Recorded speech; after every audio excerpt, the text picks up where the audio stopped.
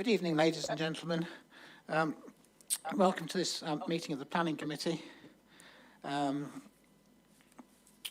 read the pre-notice out first.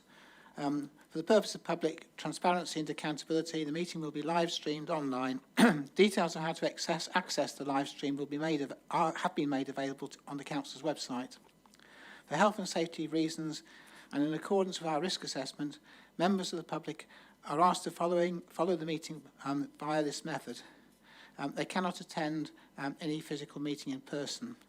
Members of the public wishing to speak at the meeting will be able to do so remotely, and details of how to do this have been provided, and after registrations to speak from them have been received.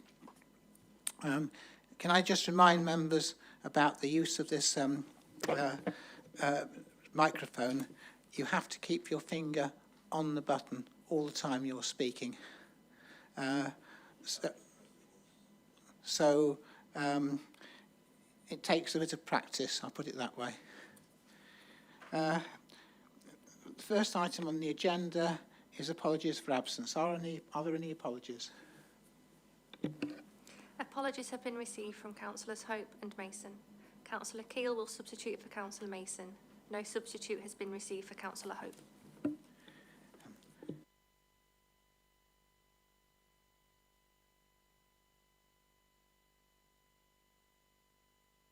Do members have any declarations of interest?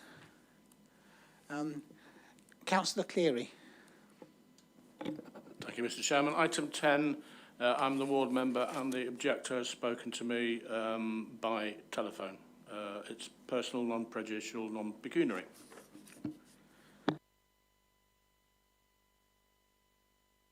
Yes, I'm the applicant of agenda item 9, and I will leave the meeting. Councillor Potter. Yeah, can we take it that we all know Councillor Thackeray for item 9, and on that basis, non-prejudicial, personal, non-pecuniary? Thank you.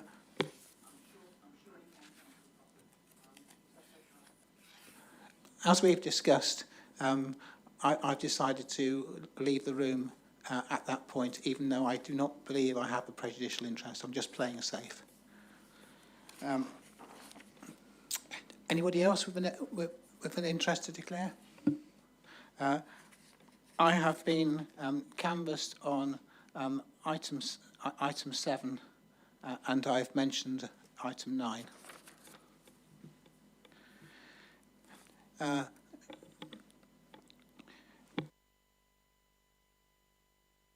Can we go to the minutes? Do I have a proposer to propose the minutes as an accurate record? That's Councillor Cleary. Councillor Potter will second that.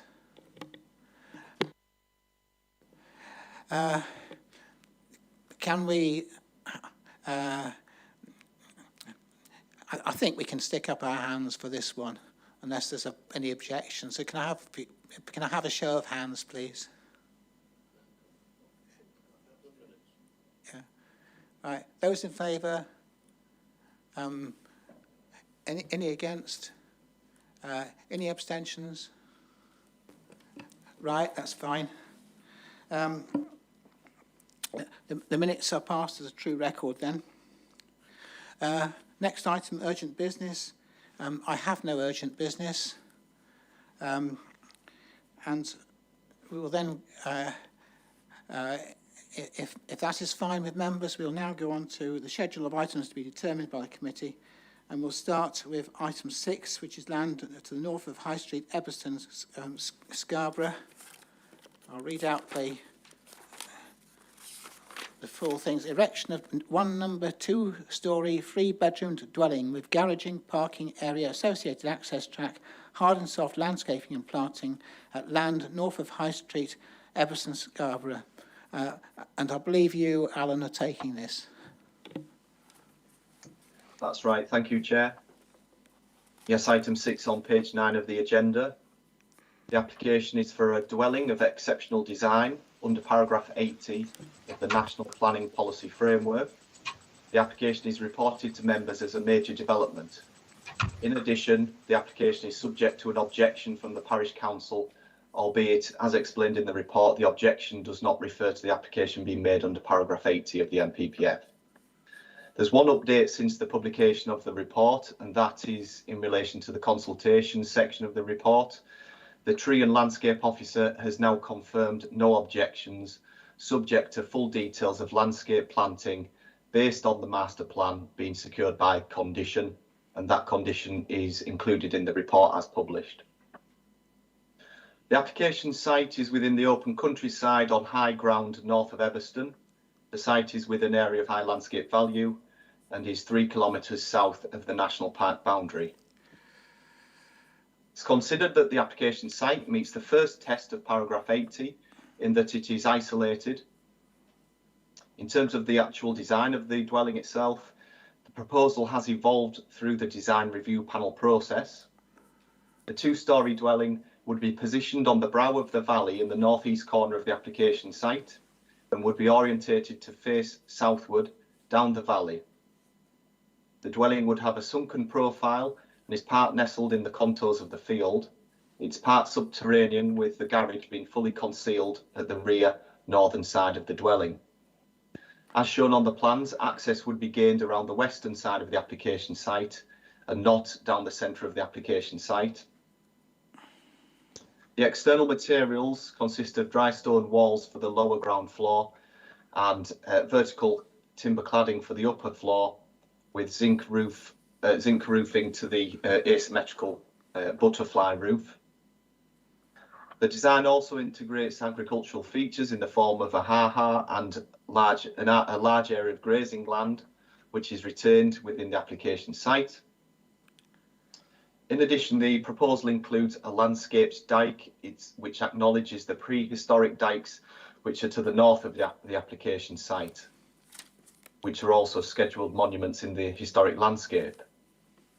In terms of the design of the roof, it's asymmetrical and projecting form, looks to replicate bridestone rock formations which are present in local areas such as Dalby Forest. In this sense, it's considered that the design and appearance does take cues from the local landscape character and history of the area. In terms of visibility from public receptors, the butterfly roof can be glimpsed from the public footpath to the east of the site. It's considered that that degree of intervisibility is very important in assessing the application. The officer view is that the dwelling is a unique piece of architecture which is responsive to the local landscape character and the topography of the application site. It is therefore recommended that planning permission is granted subject to the 17 conditions as listed at the end of the report. I'll now move on to a series of slides which include aerial photos and photographs of the application site, if we can bring those up, please.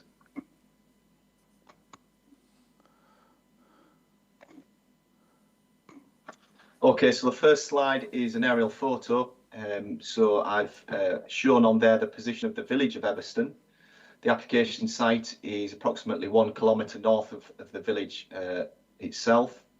I've also shown the position of the A170, the main public highway in the area, and also other important features in the area, such as the Grade 1 listed Everston Hall, and also the scheduled monument to the north of the site, which is the Scamridge Dykes.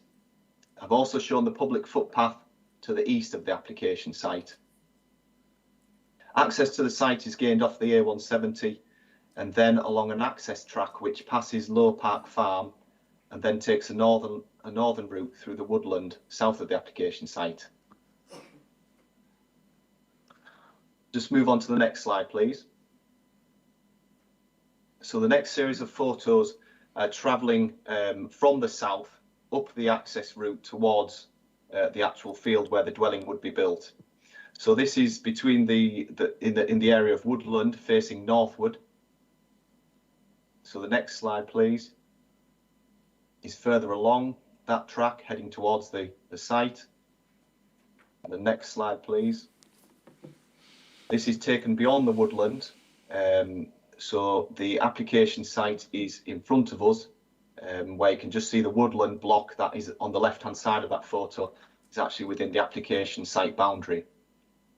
So the next slide, please, is taken from the southwest corner of the application site. And this is facing up towards where the dwelling would be constructed. So towards the top northeastern corner of the application site, at the top of the brow of this valley, is where the dwelling would be constructed. So moving on to the next slide, please. So this is taken in the southwest corner of the application site, but turned round facing south. So looking back towards the access, which was shown in the earlier photos, it just shows the views that would be can be taken from the application site. Moving on to the next photo, please. So this is facing the western side of the field where the dwelling would be constructed. So on the left-hand side of that photo is the woodland, which does form part of the application site and would be managed as part of the proposal. So this photo and the next will pan round from the west to the east. So this is facing north towards the northern boundary where you can see the hedgerow. And panning round, the next photo is facing northeast. So this is facing directly towards where the dwelling would be constructed into the side of this valley, which is formed within this field. And then the next photo is panning round facing the eastern boundary of the site. Again, you can just understand the topography of the field itself and the sloping sides of the field. Panning round in the next photo, again along the eastern boundary of the site. And again, the next photo, please. This is facing back towards the southeast corner of the application site and the southern boundary. Again, it does show quite a significant change in level. Next photo, please. So this is taken in the southeast corner, so the corner which was just shown in the previous photo. So this, again, it just shows the change in the profile of the land. This is facing towards the woodland block on the western side of the application site, which is within the boundary of the application. And on the left-hand side of that photo, you can see the tracks which head up the hill. That is the actual route of the access, which would be taken south of the application site and would loop around the outside of the woodland block and come in along the northern boundary of the application site. Next photo, please. So this is panning round and facing along the eastern boundary of the application site. So this is facing towards where the dwelling would be constructed in that northeastern corner of the field. Next photo, please.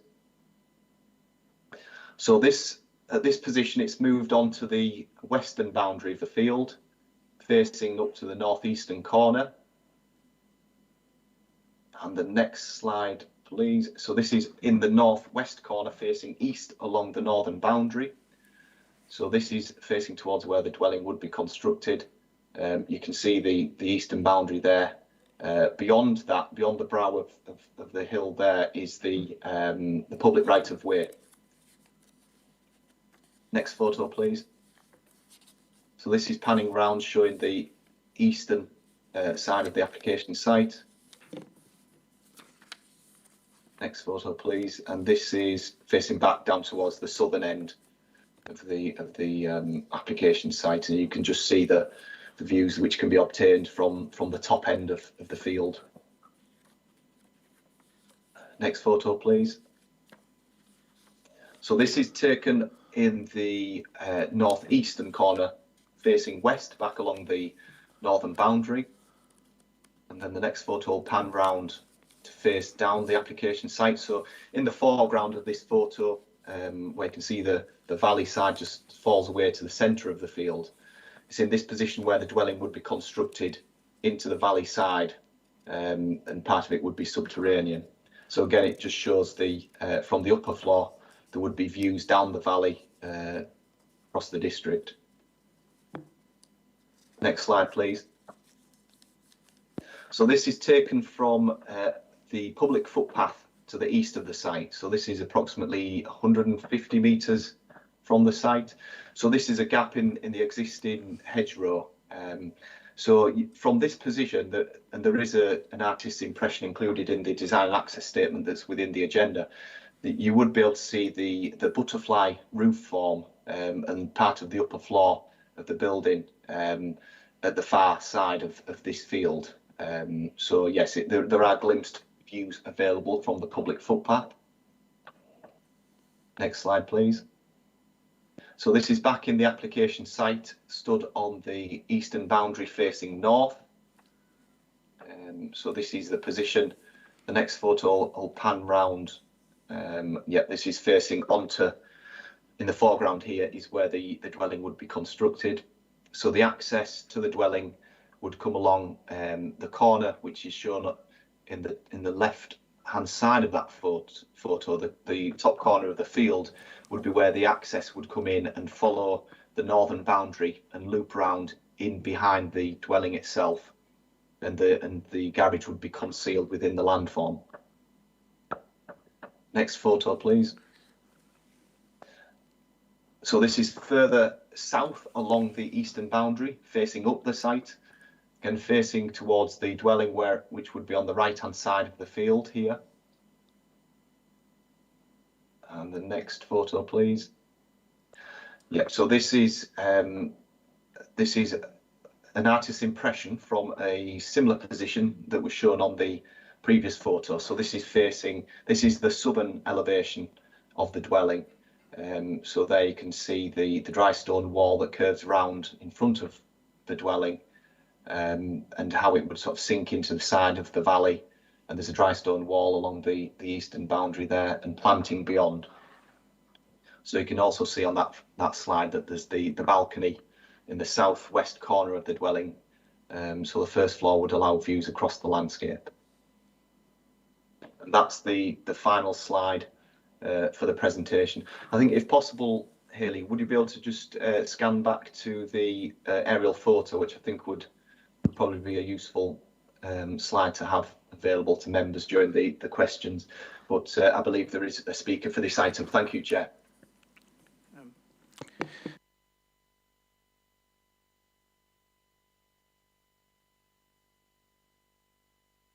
pressing it. Sorry. I don't. Oh. Right. Can Fiona Tiplady, I believe you're the agent and you wish to speak to us. Are you there? Yeah. Yes, I am. You have Can 3 you hear me? minutes. Okay, thank you. Chairman, members of the committee, thank you for this opportunity to speak on behalf of the applicants, Yolanda and Peter Guthrie, who are long-standing residents at Low Park, Everston. Your planning officer has already provided a detailed and considered committee report and presentation. The officer report concludes that the design of the proposed development represents exceptional quality within the definition of paragraph 80, and the proposal is a truly outstanding design that reflects the highest standards of architecture, and that in doing so, the proposed building and wider landscaping enhancement proposal significantly enhances its immediate setting. There are no objections from your technical advisors in heritage matters, which includes the Garden Trust and the archaeology specialists. There are no objections in ecology matters or highway matters. So there's clear technical and professional support for the application being of exceptional quality, and it's agreed by all parties that the proposals meet the tests of paragraph 80 of the government's national guidance. From the outset, our clients, Yolanda and Peter, have provided a vision of achieving exceptional quality whilst being innovative in design and respectful of the defining character of Low Park along with the local area. The scheme demonstrates habitat creation and ecological enhancement, which will provide benefits of 322% biodiversity net gain. It demonstrates that all levels of the energy hierarchy have been considered and that low carbon sources are incorporated into the scheme whilst being sensitive to the local landscape. We hope that you were able to support your officers in approving this application before you. Thank you. Thank you. Now, I ask members, do members have any questions? Councillor Goodrick. Thank you very much, Chairman. There's a couple of questions. Where does Eberson sit on the development hierarchy within the local plan? I'm really sorry, I can't find my copy of the local plan, so I can't identify whether it is in the allowable areas or not. Well, Chairman, this is in open countryside. Eberston is an other village. It's not a service village.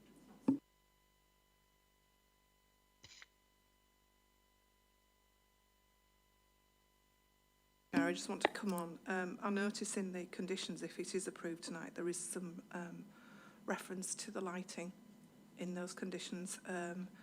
I wondered if it was appropriate to say it was low-level lighting on the exterior, given that the North York Mills National Park is a dark sky designated area.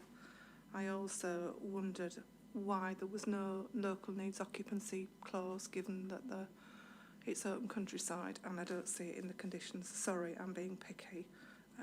Forgive me. And there was one other point, and I think it was... Sorry, I'm just looking for my notes, Chair.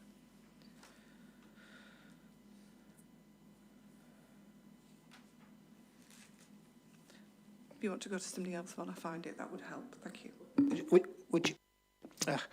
Would you like to have the officers answer the first two questions and come on to your other question later on? Sorry, I found it, Chair. Looking at the photographs for the access, it looks like it's more green lane than tarmacked or anything. I just wondered if there were any changes to the access way into the property and what there might be. Thanks, Chair. Alan? Yes, thanks, Chair. Thank you, Councillor Goodrick. In terms of the lighting, yes, there is the condition, and I think also within the design access statement, the applicant is actually proposing a low-level sensitive scheme, but that condition would allow us to control those final details.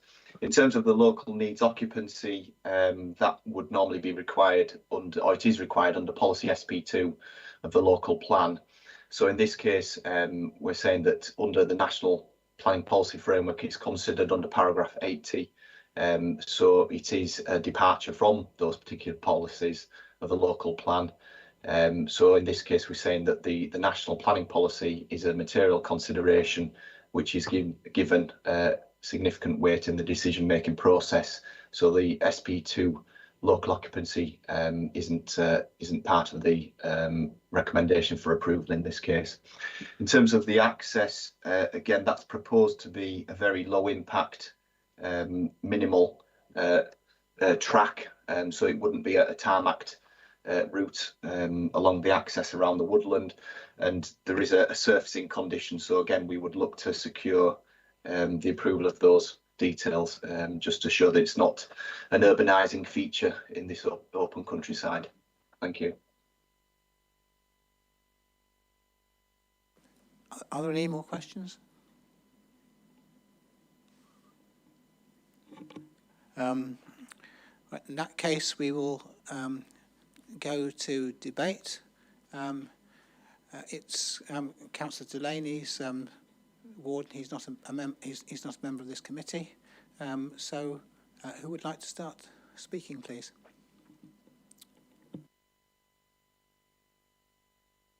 Does nobody wish to speak? Councillor Potter.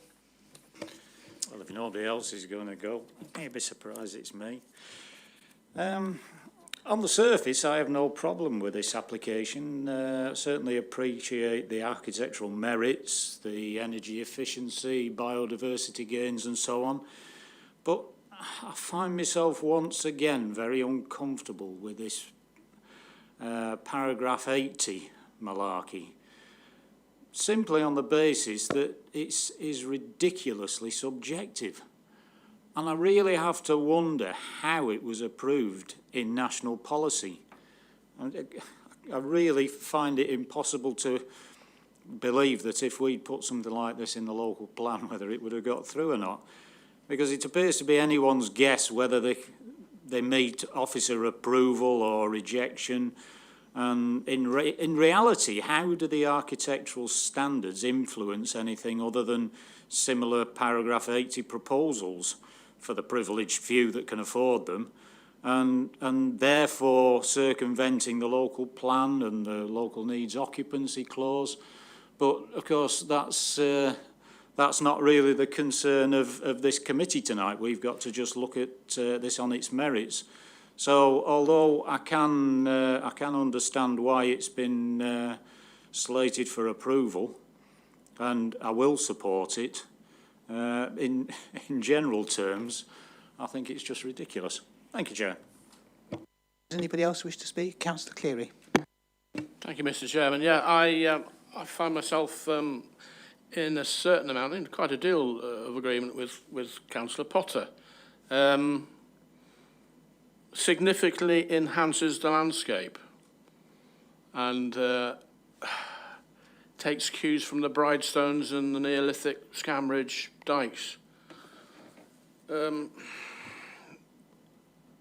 Maybe I just don't have that imagination, but I can't quite see it. As a piece of architecture, as a house design, I quite like it. Something different. It's certainly a great site, and we shouldn't knock people who are able to do something from being able to do that. I think we do have to be consistent in how we arrive at our decisions, however, and we have passed, under the same policy, houses in open countryside. We've heard from our officer, we've heard from various other agencies that it passes their standards. Although I can't quite see how we come round to, as Councillor Potter says, the very subjective decision of what significantly enhances landscape. We do have to be consistent, and I don't think this actually does any harm, which is not quite what we're supposed to be doing insofar as we say this does a great deal of good. But in order to be consistent, I will support and second the motion of approval. Does anybody else wish to speak? Councillor Goodrick. Thank you, Chairman. I find myself agreeing with my colleagues sometimes, but I am mindful that a number of dwellings in open countryside under Para 80 or Para 55 many moons ago have started this, and so we are where we are. And unfortunately, it's not where I would want to see a development. It's not what I would want to see in the open countryside, but we have to be consistent in that view now. So I will very reluctantly support the officer's recommendation, but it sits very uncomfortably. Does anybody else wish to speak? Before Councillor Potter comes back again, is there anybody else? Councillor Potter. I just wanted to point out that I didn't actually move approval because I felt uncomfortable with this. Can I give my tuppency worth? I mean, yes, we do have to be consistent with our decisions, but at the end of the day, each case should be decided on its merits. I too am very uncomfortable with paragraph 80, particularly in an area which is a tourist area, because people come to this part of the world to see Yorkshire, to see rural Yorkshire, houses with pan-tile roofs and that sort of thing. And the butterfly roof, I don't think fits in with rural Yorkshire. I don't think it's good to have so many of these dwellings around at all, because I think they actually take away from the tourist setting of the district. But as it happens, it can't really be seen, so you can't argue that it was that it would actually affect the tourism value of the area. However, there are certain elements which are entirely a matter of subjective judgment, and each one of us can have a different subjective judgment on those elements. And one of the matters which is a matter of subjective judgment is that we have to be satisfied that this development would significantly enhance its immediate setting and be sensitive to the defining characteristics of the area. Well, I think Councillor Cleary has made it clear in his own mind he can't quite see how it enhances the immediate setting and how it can be sensitive to the defining characteristics of the area. I can't see that at all. And it is a matter of, it is a matter of, in my opinion, subjective judgment. And if, in our opinion, we think we think our subjective judgment says no, then we should refuse. I will not be supporting this application. Does anybody else wish to speak? I take it that Councillor Cleary has now proposed the development. In Councillor Potter's absence, I will propose it. Is there a seconder? Councillor Mackenzie.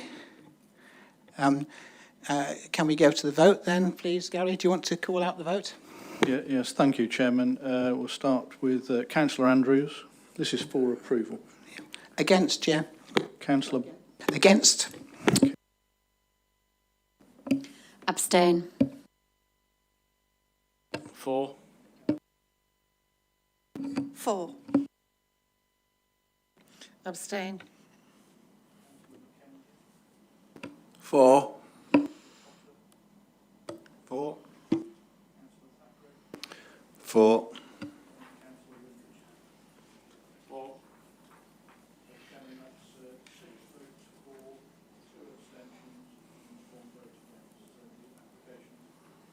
Right, the application is approved. In that, so we now move on to item number 7, which is on page 80.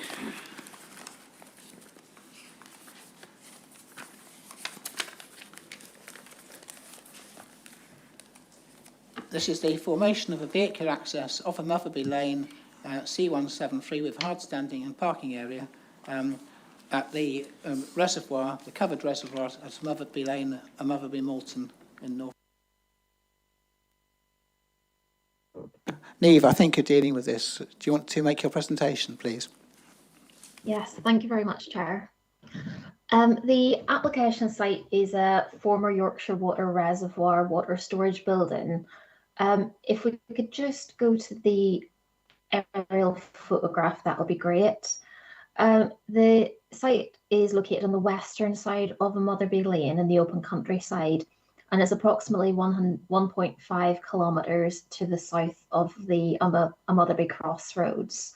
And if we could just go to the next aerial map, please. This is just a sort of more zoomed in view of that.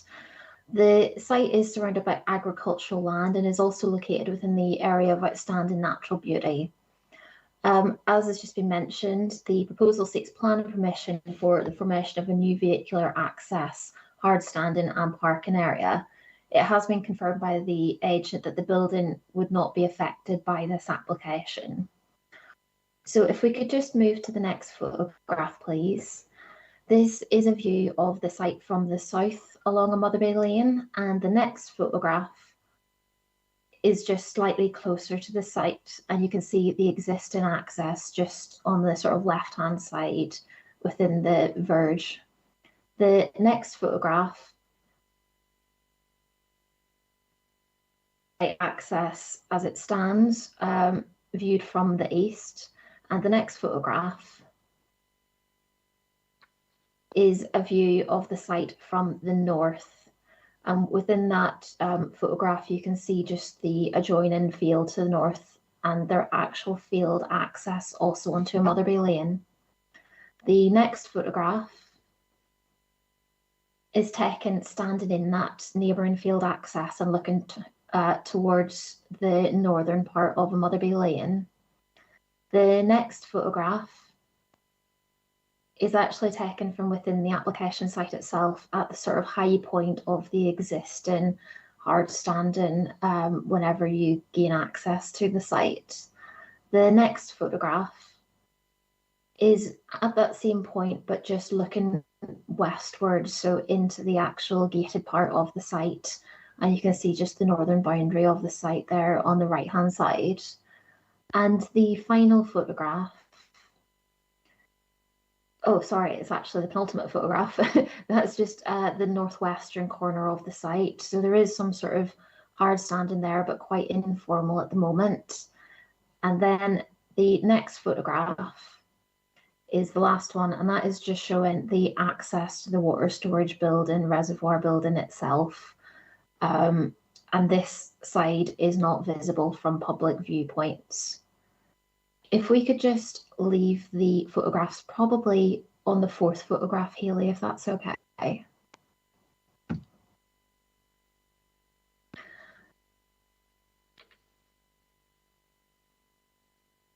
So I think just the next one along, please. Great, thank you. Yes, so the new access would span approximately 6.1 metres in width, and it would be positioned to the eastern boundary of the site, which is the one that abuts the Motherby Lane. It would be located at the most northerly point on the eastern boundary in close proximity to the existing field access, which we've looked at just before. The existing site access, which is more centrally positioned, will be closed off and the verge will be regraded and grass seeded, with a new hedge planted along the remainder of the eastern boundary. A landscaping scheme condition has been recommended to secure that. The existing 1.8 metre high mesh fencing will be repositioned along the inside of the hedge, and there would be an additional 10 metre section of hedging proposed also along the northern boundary. The site will be drained by new eco road drains, draining into 2 soakaways, which is an improvement upon the current situation. As reported in the committee report, a very detailed objection has been received from a Motherby Parish Council, which members have been able to review in full. And in considering the principle of the development, the lawful use of the site has been investigated, which was requested by the Parish Council. To do this thoroughly, officers have received confirmation from Yorkshire Water on the previous use of the site. A review of planning case law and planning use class documentation has been undertaken, and discussions with the council solicitor have occurred. Officers are now satisfied that the lawful use class of the site is B8, storage and distribution. Therefore, it's the officer's opinion that the improvement, formation of an access and the associated works to serve an existing brownfield site is an acceptable form of development in principle. The approval of such an application would not grant any permission for any wider change of use at the site, and it is clearly confirmed within the supporting documentation that no change of use is sought. So this relates solely to the operational development for the access.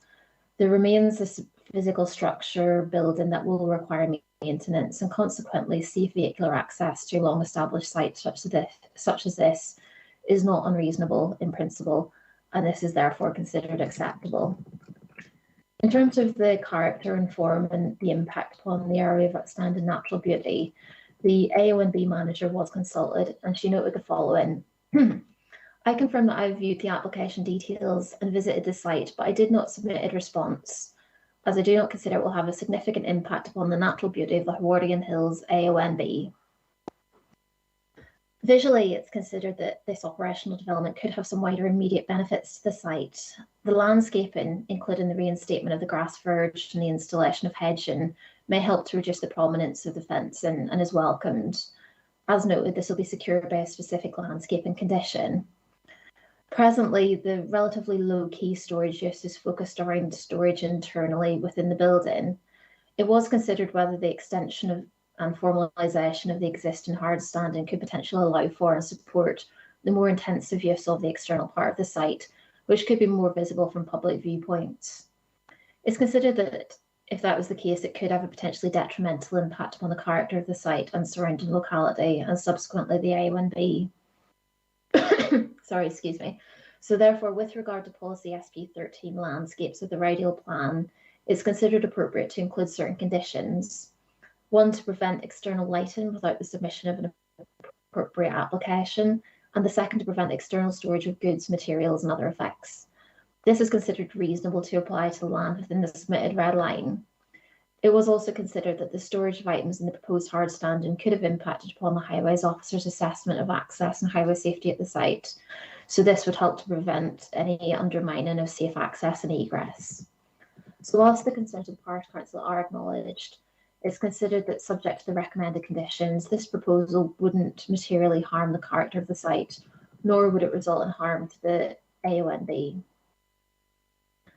In terms of highway impact, North Yorkshire County Council highways were consulted and they confirmed no objections subject to conditions relating to the construction of the access, visibility displays, the retention of parking in turning areas, and a construction management plan. They also noted that the proposal would be favourable to the existing access arrangement.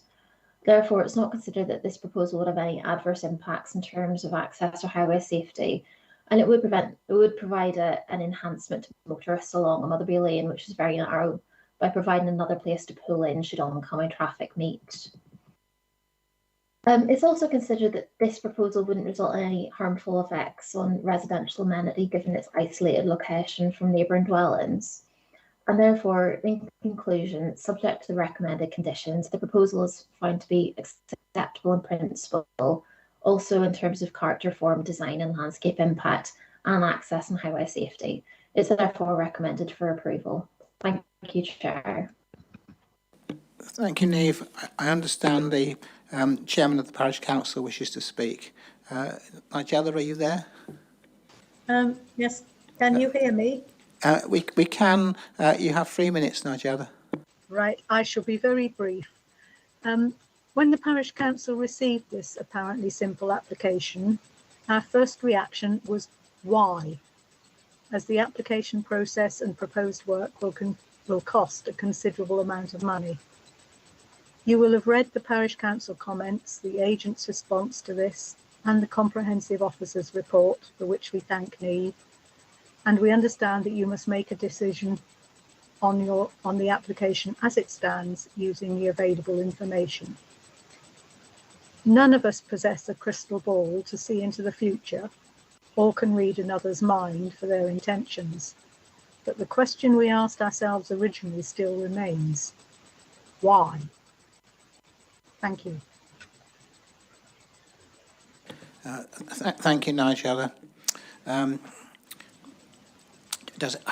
Do members have any questions? Councillor Potter. Yes, thank you, Chair. Looking on page 81 under history, and there was a 2011 application that was refused for the following reasons. One was the proposed access, which would result in proposed development is unacceptable in terms of highway safety. And clearly, if we approve this application, that would remove such a reason for refusal. I just wanted to know, I just wanted confirmation that if we approved it, it wouldn't weaken the second reason why that previous application was refused, to wit, the proposed development would have significant adverse impact on the character and appearance of the AONB. Thank you. Niamh? Niamh, do you want to answer that question? We can't hear you. Yes, thank you. Thank you, Chair. Yes, there were the two reasons for refusal of the 2011 application. The one which you've just mentioned, obviously being the highway safety reason. The other reason was in relation to the adverse impact upon the character and appearance of the surrounding countryside. But those are two very kind of separate reasons, and in relation to what was a fundamentally different scheme at that point in time. And I appreciate what you're saying about potential future applications and whether it would weaken a position, but if another application did come in, it would be considered on its own merit at that point in time. North Yorkshire Highways would be consulted, but any future scheme would have to give it due consideration. Obviously, it's a very sensitive site being in the AONB. The AONB officer would also be consulted. But at this point in time, I couldn't sort of foresee what may happen at the site. I hope that answer sort of makes sense. Do you have a Yes, supplemental? thanks, Niamh. No, that's it, thanks. Any more questions? no more questions. We'll go into debate, and it's Councillor Mason's ward, so I think it's Councillor Keel's opportunity to start the debate if she wishes. Thank you, Councillor Andrews, but I would prefer to listen to a few more comments and then I may well comment. Thank you. Who would like to speak? Councillor Cleary. I'll let you off there. It is a very simple application, but with so many other simple applications involving access off highway, it flags up all sorts of question marks and alarm bells that really we cannot take much credence of, because it's not what we do. We have to, as we've been warned twice tonight already, we take an application on its own merits. I think we're very grateful to Neve for her report, in which she says quite clearly the existing planning is use class B8 storage.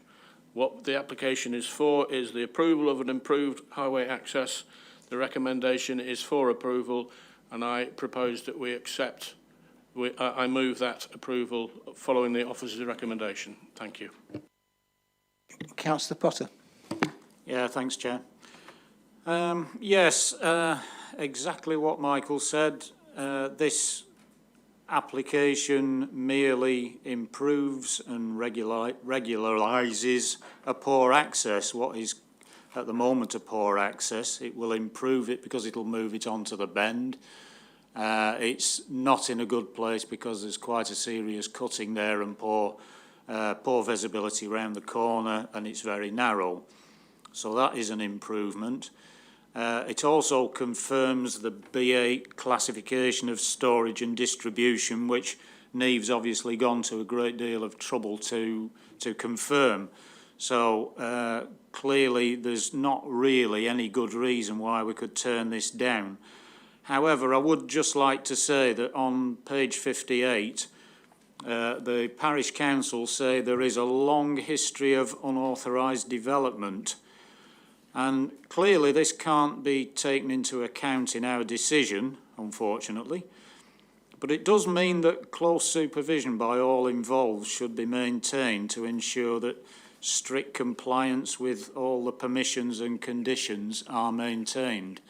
And I'm sure the local parish council will take heed of that, take heed of the conditions that are included should this be approved, and we'll keep a very close eye on this. And I would expect to see quite a good bit of planning enforcement, which I believe is under active investigation already.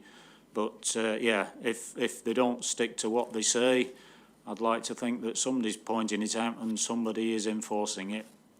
So I will second that. Thanks, Chair. Does anybody else wish to speak? Councillor Mackenzie. Thank you, Chair. Yeah, for me it's a very straightforward application. It is an improvement on what's currently there. And as long as my colleagues have said, they stick to what they've said, I don't see an issue, and I will be supporting this. We can only judge this on what's in front of us, not what may be. And as Neve quite rightly said, any future development would have to come before planning for consideration on its merits. Thank you. Thank you. Councillor Keel. Thank you, Chairman. Yeah, my concern with this was about the amount of sort of hard standing that is proposed, but having read the reports, it does appear that that's been going to be dealt with, so there won't be the problem of surface water, rainwater runoff by all accounts. And I think the other key benefit, which has been mentioned by the members, is the improved access off what is quite difficult, tricky road in that area, and that is obviously a benefit. So yes, I will be supporting this application. Thank you. Does anybody else want to say anything? In that case, can we go to the vote? Thank you, Chairman. I'll just quickly go down the list. This is a vote for approval. Councillor Andrews? For. Councillor Brackstone? For. Councillor Cleary. For. Councillor Goodrick. For. Councillor Keel. For. Councillor Mackenzie. For. Councillor Potter. For. Councillor Thackeray. For. Councillor Windris. For. That's unanimously 9 votes for approval, Chairman. Thank you. We'll now go on to item number 8, which is the erection of amenity building for use of residents at Primrose Corner, Scabberthorpe, Moulton, North Yorkshire. I believe this is again yours, is it, Alan? No, it's me tonight on this one, sorry. Chairman. Would you like to make your presentation then, Gavin? Thank you. I won't labour the point, Chairman. The reason we have this application before you tonight for committee determination is because of an objection from the local parish council, the detail of which is on the agenda paper, so I won't labour the detail of that. And what we also have, which I'd just like to make sure members have seen, is a response from the applicant's agent in the late pages, sort of detailing the rationale for the reason for the second amenity building. And that goes into some detail in terms of the number of adults who actually live on the site, but also the relatively recent change in circumstance with Mr. Thomas Webster, who's recently got married. So I think the rationale for the second amenity building is because of that. I think that's been the main driving force. But what I wanted to also draw attention to was the comment of the parish councils, really in the context of the planning history, which you'll have seen. There's in the planning history section of the report, there's a certificate of lawfulness for what was lawfully could be positioned on the site in the relatively recent past in 2017, and then more recently an application for the standing of 2 static caravans and 2 touring caravans on the site within the lawful area. So that sort of really sets the scene. And at that time, there was permission or applied for 1 amenity building. The parish council have also made comment about the scale of the amenity building and drawing references to other amenity buildings that they think historically have been smaller, and they make reference to Tara Park.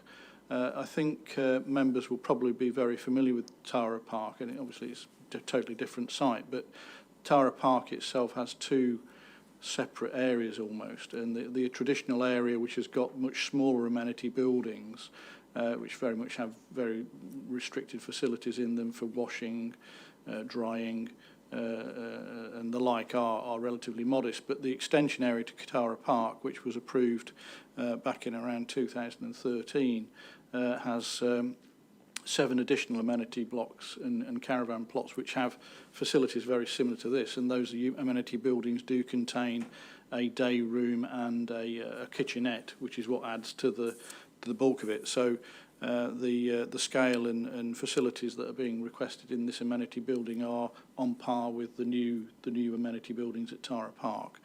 If we can just quickly go to the photographs, hopefully this aerial photograph is sort of slightly more useful than the location plan, which is on page 122, and that shows the location of the site.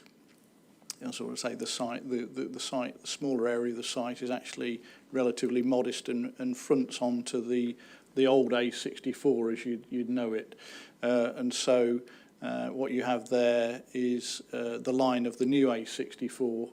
Say new, it's probably 40 years old now, but which effectively bypassed the village, and the old A64 arcs around to the south, and this site sits in between the two. Okay, but its access is obtained off the old road, and to get to that, you'd actually have to go, if you're approaching from Moulton direction or Norton direction, you'd go to the turn to Scagglethorpe and then turn back on yourself to what now is a dead end. So if you're a cyclist, you could come through and out, or a pedestrian, but you're not going to do it in a vehicle. And that's where the site sits. So it's some way outside of the village. And as explained in the committee report, that it does have its own planning history. So hopefully that sets where it is for you a little better. Just go to the next photograph. This is a photograph taken within the site, and this is looking towards the I'll describe it as the transit van. That's where the unit would sit. So it's in that corner of the site, which is on the southwestern corner. And if you just pan around to the next one. So that's the existing amenity building. So within there, you've got a store. I'll just go to the plan. You've got a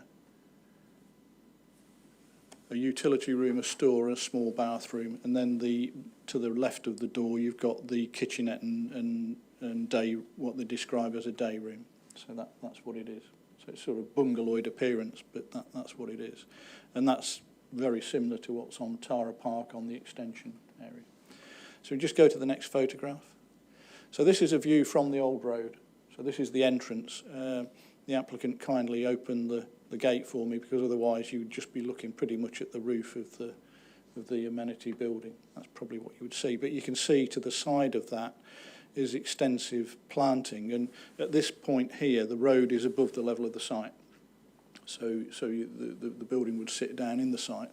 What I hope you can see from that point there also is the sort of established planting to the rear of it, which is along the line of the new road. I would have liked to have taken a photograph from the A64 to show you, but it just simply wasn't safe to stop and take a photograph back the other way, but it is very densely screened. So we can just go to the next photograph. This is a view looking down the road. So if you're looking down, this is the old road in the foreground. The road peters out just beyond the car. And again, you get a feel for the height of the boundary hedgerow planting on the front there. So if you can envisage the building that we're dealing with, it actually would be largely behind that hedgerow screen. So we can just go to the next photograph. This is a photograph. This is a photograph taken just in further to the east, and I'm sorry it's not much clearer than that, but it just gives you an indication of how well the site is screened. This is even in times where leaf fall has now happened on these photos. So in the foreground there, you can just pick out the outline of the roof of the existing utility building in the white of the mobile. So you can just pan around. And this is a view back from the other way. This is the dead end looking back across towards the site. So the entrance to the site is actually beyond the existing field entrance, I'll call it. So the entrance to the site is behind that existing hedgerow planting. As you can see, at this point at the time of the year, there is actually effectively no relief cover on that hedgerow. So it gives you an idea of how it's effective as a screen even now. And I think that might be the last photograph. So that's it, Chairman. The application is recommended for approval. I don't think we've got any speakers on this particular application. Thank you, Gary. Do members have any questions? Councillor Potter. Thanks, Chair. Yeah, could Gary just explain what there is in place to prevent further intensification of the site, please? Well, the extent of the application site and the certificate area is limited to what you see on the application plans. So I can just return you back to, sorry, my screen's just gone blank. Sorry, page 122. So the development area is the red line. So everything we're talking about is confined into that area.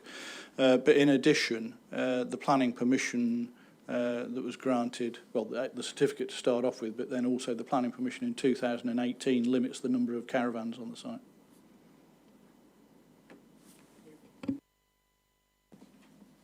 Any supplemental? Any more questions?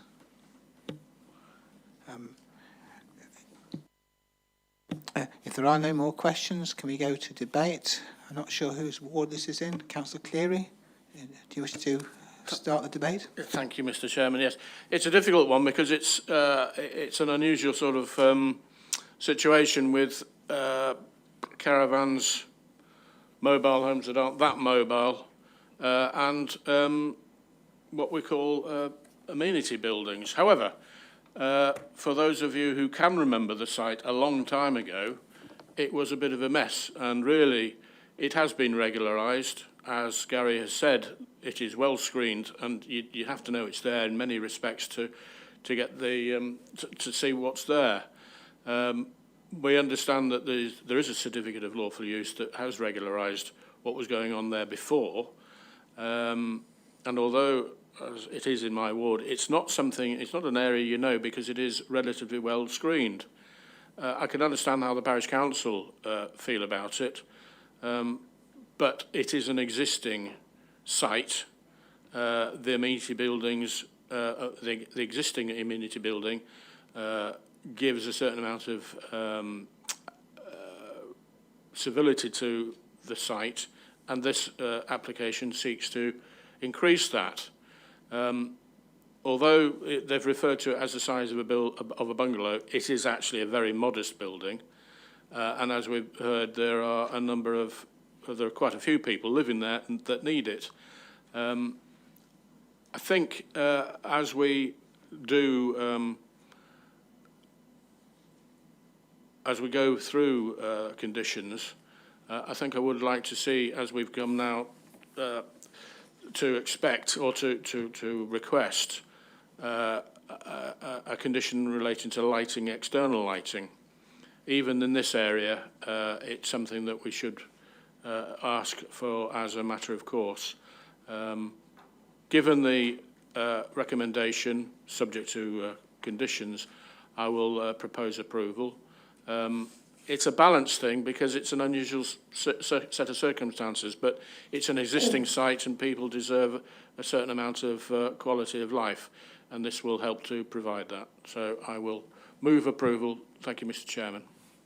Is that approval subject to an additional subject? Yeah, and I would like about lighting, about lighting, which I think is a fairly standard condition to put on now. Thank you. Would anybody else like to speak? Councillor Mackenzie. Thank you, Chair. Given the number of people on this site, I think some further things are required, so I would be supporting it. I'd like to second Councillor Cleary's motion. There's an unusual number of people there, and I'm sure that one such building isn't sufficient, and especially so with the upcoming marriage. Thank you. Thank you, Councillor Mackenzie. Does anybody else wish to speak? In that case, can we go to the vote, please, Gary? Thank you, Chairman. Councillor, and this is a vote for approval with the additional lighting condition. Councillor Andrews? For. Councillor Brackstone? For. Councillor Cleary? For. Councillor Goodrick? For. Councillor Keel? For. Councillor Mackenzie? For. Councillor Potter? For. Councillor Thackeray? For. Councillor Windress? For. That's unanimous 9 votes for approval, Chairman, with the additional lighting condition. Right, thank you. I'll now ask Councillor Potter to take over the chair for the last application.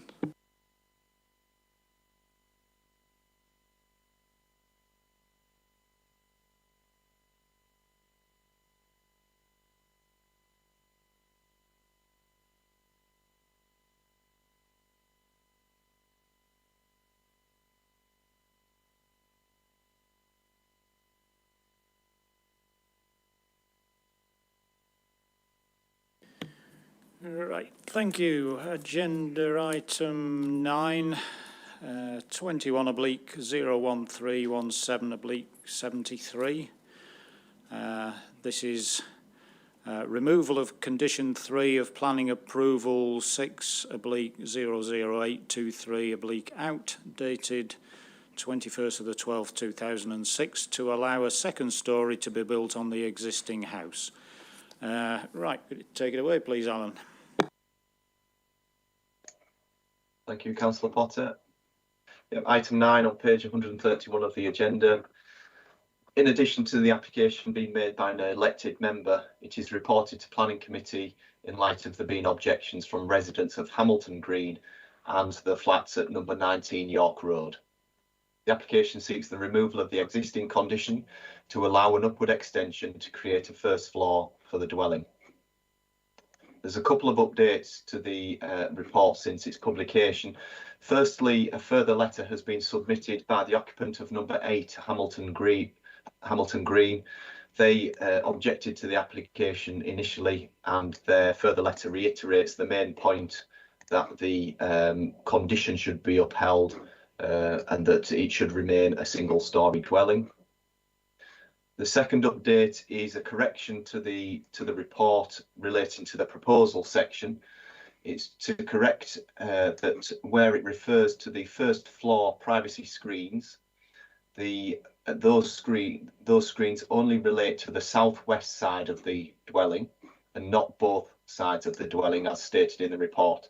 So it's only on the side of the dwelling at first floor level next to number 21 York Road, which is to the southwest of the application site, which will be shown when I come to doing the aerial photos and photos of the site. So in terms of the proposed building works, the first floor extension would add an additional storey, but it would sit within the existing building footprint and would be stepped in on the southwest side of the dwelling. So stepped in from number 21 York Road. There would be no encroachment on the boundary or on any side of the building. The proposed first floor would extend to approximately 3.2 metres above the height of the existing bungalow, taking it to a total height of 6.5 metres to the new parapet level. The highest point of the dwelling, as extended, would sit below number 21 by 1.2 metres and below number 19 by 3.5 metres. It's also relevant to note that the existing dwelling is approximately 600 mil below the level of York Road. The objections from neighbouring properties primarily relate to the loss of privacy from overlooking and loss of natural light overshadowing. The proposed openings at first floor level are limited, and those that are there are deeply recessed and include the use of white privacy glass.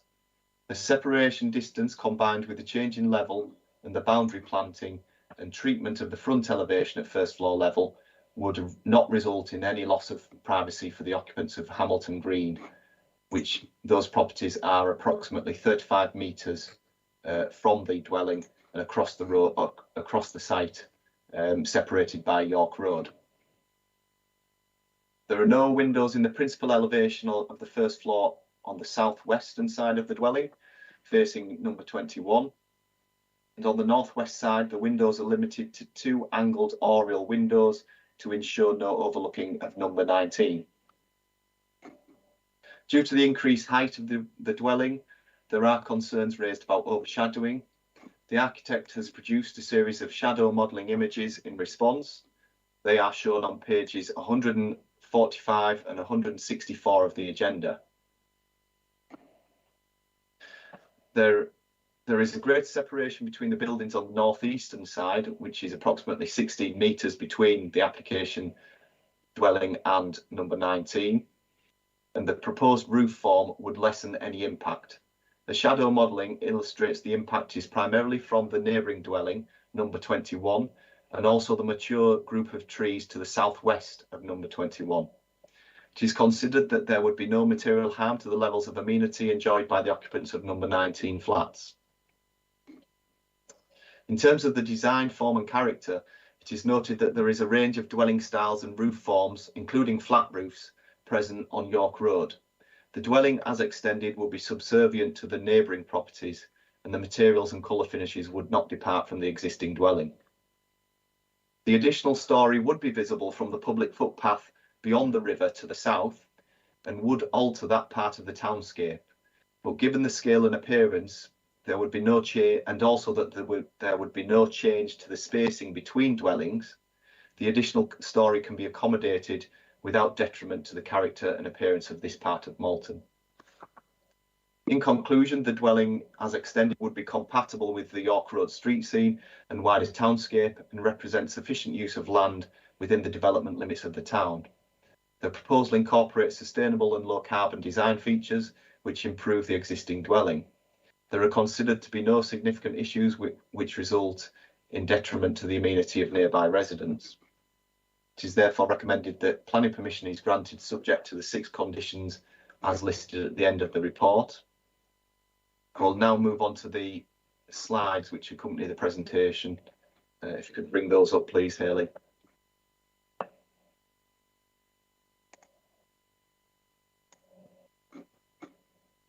So the first slide is an aerial photo just to highlight the position of the application site. The existing dwelling is on the southern side of York Road. I've also labelled number 19 the flats to the northeast of the site, and also the detached single dwelling number 21 to the southwest of the site. Across the road to the northwest are numbers 6 and 8 Hamilton Green, who have also objected to the application. I've also shown to the southeast of the application site the route of the public footpath, which is beyond the River Derwent, between the river and the railway line. We can move on to the next slide, please, Hayley.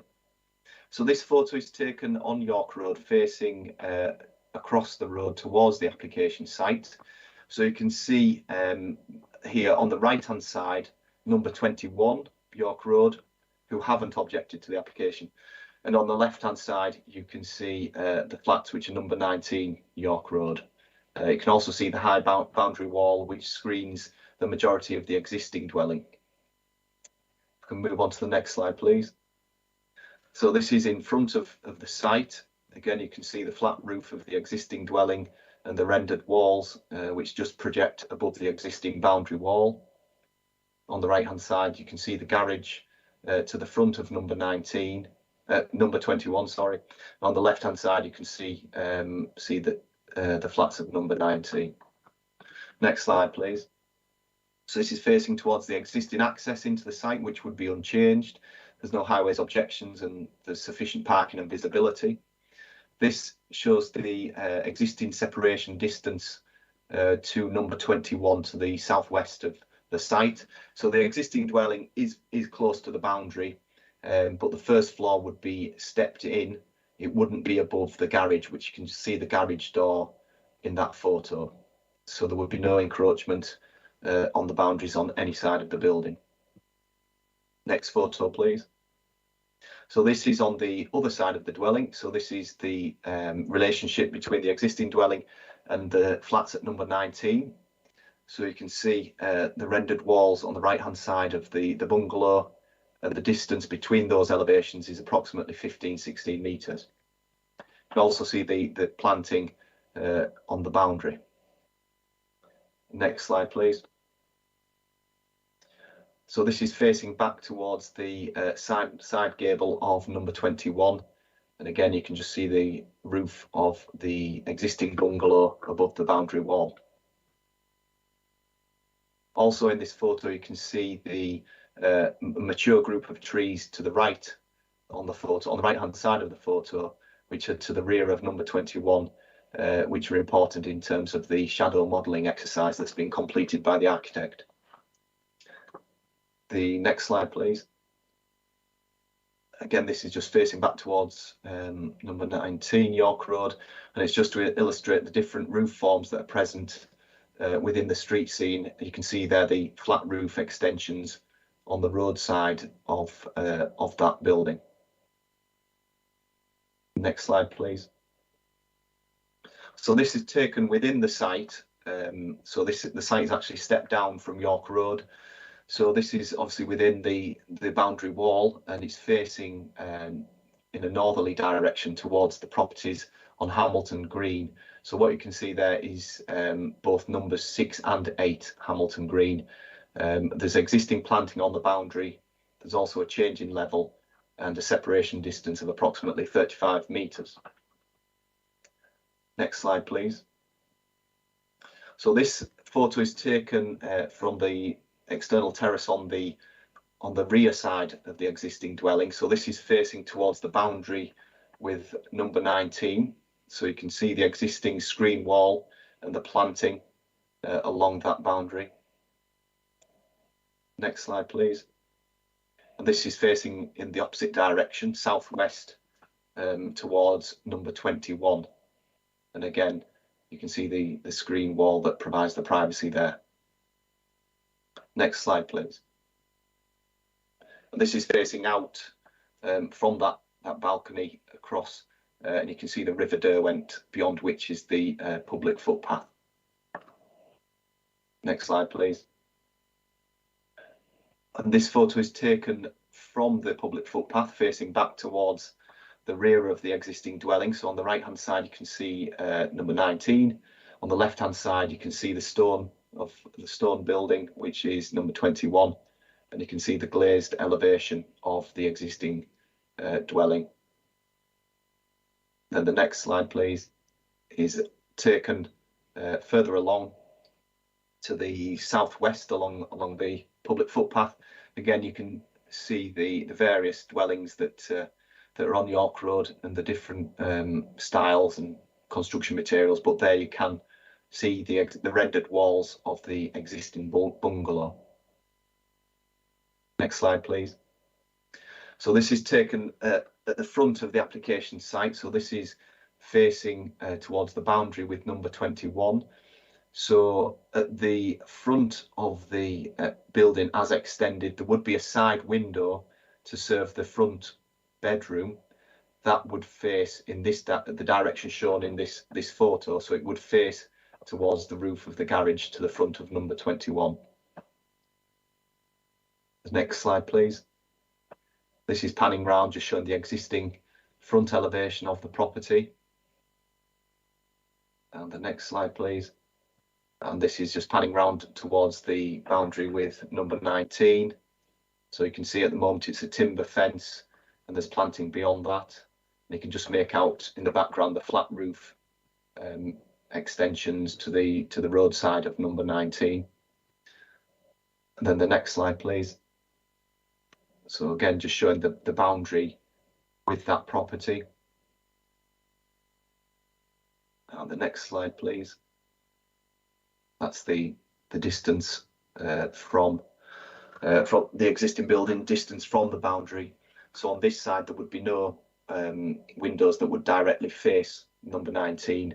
It would be the two angled oriel windows that would ensure there's no overlooking. And the next slide, which is the final slide, again, just a close-up of the boundary with number 19. And that concludes the presentation. Thank you, Chair. And I believe there's 2 speakers on this item. Right, thank you, Alan. Yes, the first speaker is the objector, Mr. Paul Kent. Can you hear me, Mr. Kent?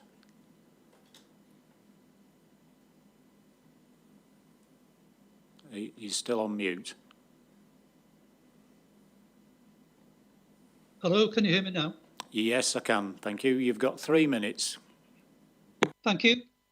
The application to remove condition 3 came under an outline planning permission, but policies H7A brackets 4 of the Ryedale local plan states that the proposed development will not have a material adverse effect upon the existing amenities of adjoining properties, which would occur if the level of the building were to be raised, and that amenity would be natural light. However, that application was actually just an outline planning application, and the following year there was an application for a single-storey building with a flat roof to be built, and that application number was 07/00639/REM, and that application was granted.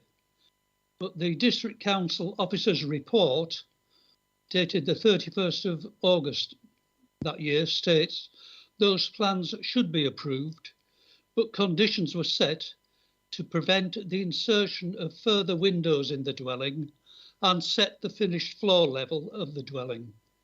This was to prevent any adverse impact on grounds of privacy and or overshadowing of adjacent properties. So at that time, the council decided that that building should be no higher than it is at the moment.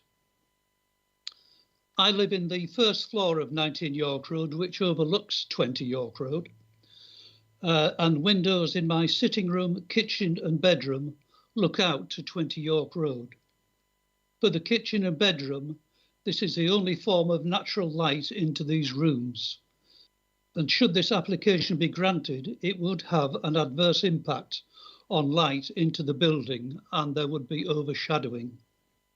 I object to the application to remove the condition number 3, and I would object to any intention to build the building any higher than it is at the moment, i.e. with another storey, or to put a different type of roof on it. Thank you. Thank you, Mr. Kent. Would the officers care to come back on any of the comments there? Chairman, I'm just wondering if we take the second speaker and then Alan can pick up all of them at the same time. Yep, that's fine. Right, we now have the agent Rick Blencarn. Are you there, Mr. Blencarn? I am indeed. Thank you. Right, thank you. You have 3 minutes. Thank you for the opportunity to speak to the Planning Committee this evening. As you say, my name is Rick Blencarn, and my architectural practice, Bramhall, Blencarn Leonard, designed the existing building known as Sedums, 20 York Road, back in 2007. We're pleased to have been invited to design this new single-storey extension, which will see the house taken both literally and metaphorically to a new level. The property is located on the south side of York Road, overlooking the Derwent Valley. We believe our new single-storey extension will have a positive impact on the street scene of York Road. The additional storey will have a predominantly flat roof, which will extend just 3.2 metres above the existing building. There is a zinc-clad pitched dormer to the front northwest corner of the building. We've taken great care to design the extension to ensure there is no loss of privacy or overlooking to neighbours.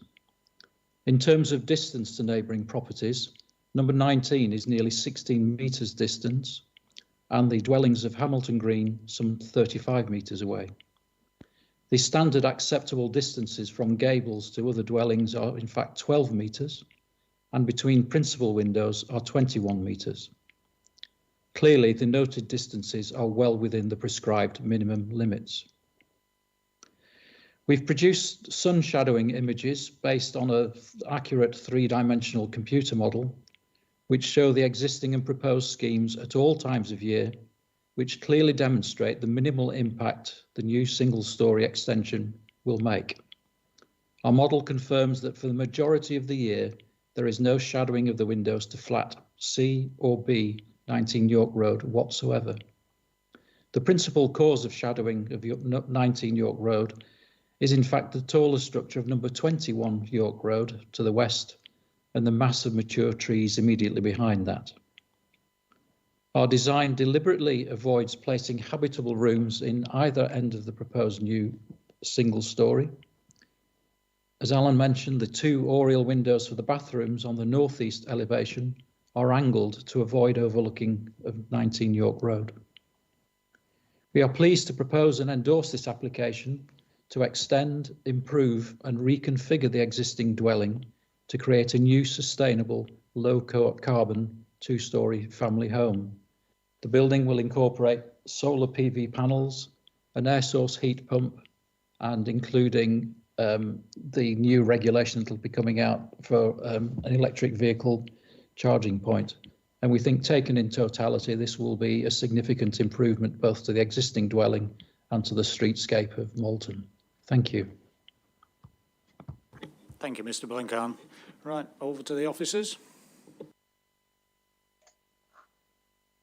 Thank you, Councillor Potter. I think there's the majority of that is covered in the existing report. I think it's really just to sort of obviously underline that the principal objection here is in relation to loss of natural light and overshadowing, and it's just to point members to pages 145 to 164 of the agenda, which includes the shadow modelling images referred to by the architect.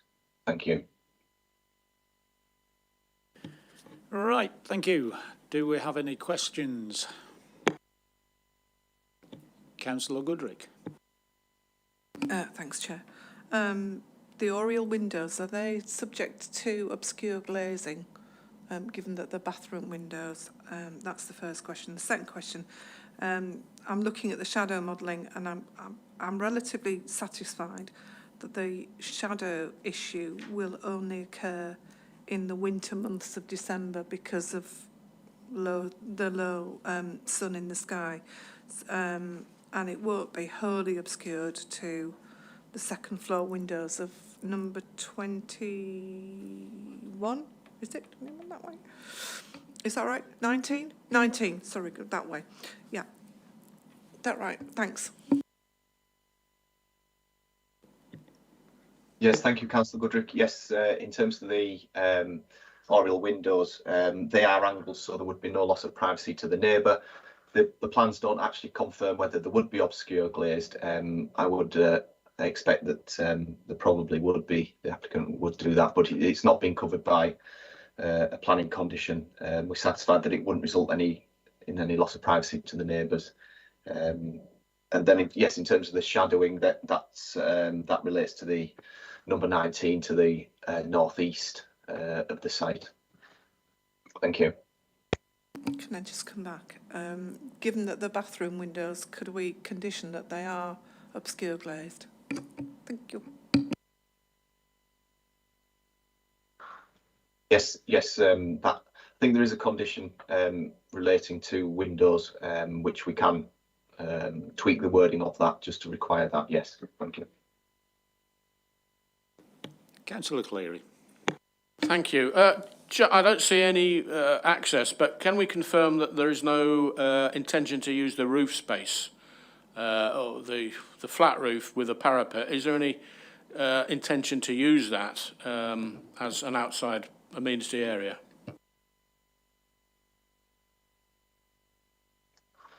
Thank you, Councillor Cleary. No, that's not part of the proposal. And we also include a condition that removes permitted development rights for any alterations, just to ensure that there isn't any changes beyond what's shown on the proposed plans. Any more questions? No, then we shall go into debate. I think our local officer has disappeared out of the door, so would anybody care to take this one? Come on, somebody's got to do it.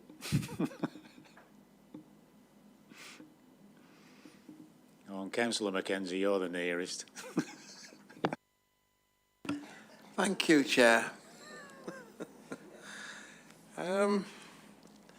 Yeah, difficult one. On paper, it seems straightforward.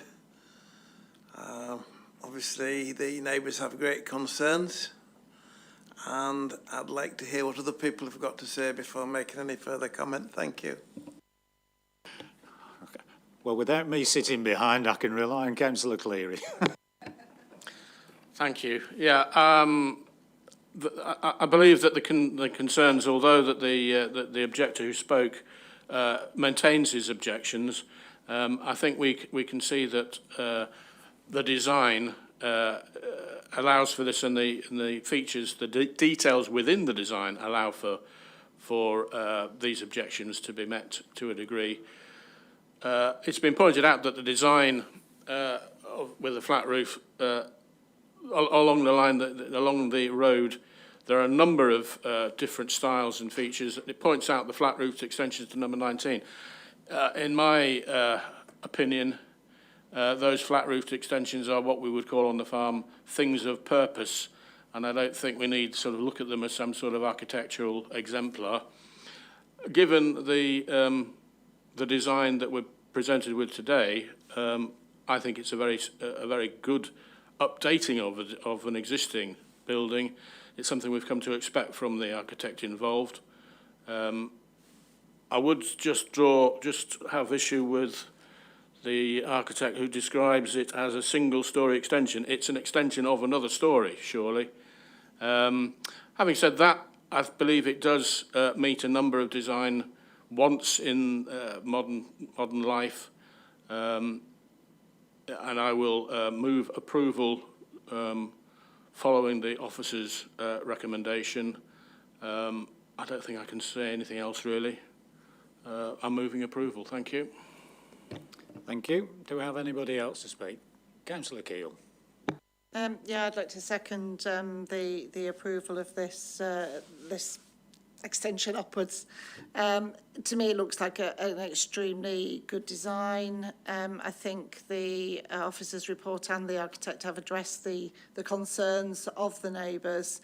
and I think it would be very difficult to refuse it because of the comments that have been made about the different buildings on York Road and the street scene. It is not a uniform street scene. I think it's an excellent design, and I'd wholeheartedly support it. Thank you. Would you care to second that, Councillor Keel? Thank you. Right, any more comments? Yes, Councillor Goodrick. Just one, Chairman, please. Just the addition of the obscure glazing on the oriel windows as part of the condition, if we're going to grant the approval. Thanks. Yes, I think Alan had suggested that we could tweak the existing condition in there. Yeah. Any more for any more? Right, in that case, I think we can go to the vote. It's been moved and seconded for approval, subject to that tweak in the conditions. Thank you, Chairman. Right, we'll start with Councillor Brackstone. For. Councillor Cleary. For. Councillor Goodrick. For. Councillor Keel. For. Councillor Mackenzie. Abstain. Councillor Potter. For. And Councillor Windress. For. So that's 6 votes for and 1 abstention. The application is approved. Thank you.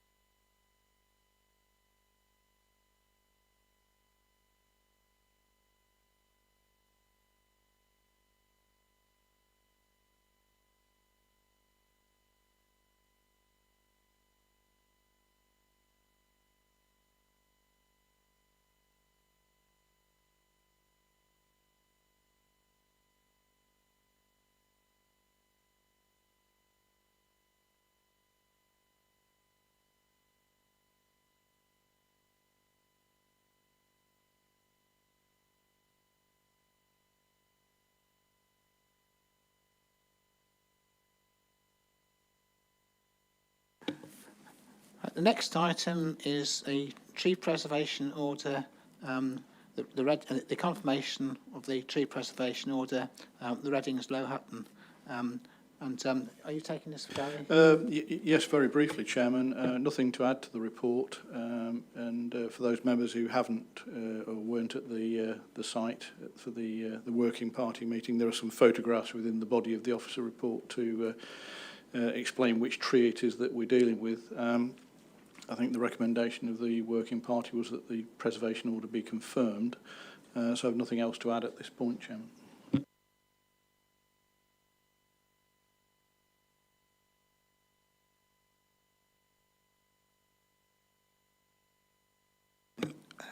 There are no speakers on this, and I don't think speakers are allowed on this in this instance, are they? I think it's Councillor Cleary's ward. Do you want to ask any questions, Councillor Cleary? Does anybody want to ask any questions? In that case, can we go straight into the debate? Do you want to propose it? Thank you. Yes, just briefly for those who've read the report, the tree is outstanding. It is outstanding insofar as it's very obvious from the street. It follows all the requirements. The 3 members of the working party, your chairman, myself and Councillor Potter, were unanimous in our decision, which was reached fairly quickly. I think I'm correct in saying that it is a very, in fact, the first thing I mentioned on site, what a very nice example of a tree it is. If you look at the photograph on page 174, it's T1, which is the tree which has lost its leaves, and in fact you can see the summer picture below. It isn't actually that big a tree. When you get into the garden, it is on an elevated site, so it's not a huge tree at the moment, although it's got some future growth. Obviously, it is a relatively young tree. I've nothing much more to add, really. I move confirmation of the TPO as recommended to the committee. Thank you, Mr. Chairman. Yes, I would second that. It is actually, although it is very conspicuous because it's on the top of the bank, it is actually a very small tree, and the plot itself is a very large plot. And personally, I couldn't see how it could have very much of an adverse impact on the people who were objecting, who have just moved in there. So I concur with Councillor Cleary, and I would support confirmation. Does anybody else wish to speak? Councillor Potter? Yeah, I'd just like to echo what's been said already, just to add the fact that this is a very attractive tree. It's a particularly beautiful form. It's a tree that's in its prime. It was in very good condition. It was clearly under threat from the current owners wanting to fell the tree, and I wholeheartedly support the protection of this tree with a TPO. Thank you. Anybody else wish to speak? Can we go to the vote? Yes, thank you, Chairman. So this is a vote to confirm the order. Councillor Andrews? For. Councillor Brackstone? For. Councillor Cleary? For. Councillor Goodrick? For. Councillor Keel? For. Councillor Mackenzie? For. Councillor Potter? For. Councillor Thackeray? For. Councillor Windress? For. That's unanimous, 9 votes to 0, Chairman. Thank you. Come to any other business? I've been notified of no other business. So unless there is something anybody wishes to raise, I'll go on to... No, I haven't got there yet. Haven't got there. I thought you were winding the meeting up. No, I've got there yet. So I was saying, if there's nothing else to... if nobody wants to make it, wants to raise anything, then that's there's nothing out on any other business. So the list of applications to be determined under delegated powers. Do members have any questions or comments that they wish to either ask officers to answer, or if they wish to make any comments on any of them? I see nobody wishing to speak on that. And then there's the appeals. Do the officers wish to make any comments on the appeals? Nothing particularly, Chairman. The first application was an informal hearing that I think Alan Goforth attended on the 19th of October, so fairly recent, in fact quite a quick turnaround for the Planning Inspectorate. But as you can see, a very thorough decision. It was actually an application for an agricultural workers dwelling on a site that had already got quite a number of agricultural workers dwellings, so the Inspector was quite thorough in terms of the essential need for another dwelling. And as you can see, it was quite thorough in terms of actually establishing that, in her view, there wasn't an essential need for yet another dwelling on the holding. So that sort of founded on that. Initially, there was also a design issue around materials, which was resolved at the appeal rather than at application stage. And the second appeal is one that members might recall. It was a committee decision not so long ago at Weaverthorpe, which was for a removal of a local needs occupancy condition on a property that hadn't been actually properly marketed, and the inspector gave that fairly short shrift. So again, that was dismissed. Any questions, any comments? In the absence of any questions or comments on that, I think we've reached the end of the agenda, so I will close the meeting. Thank you all very much for attending. Thank you, Chairman.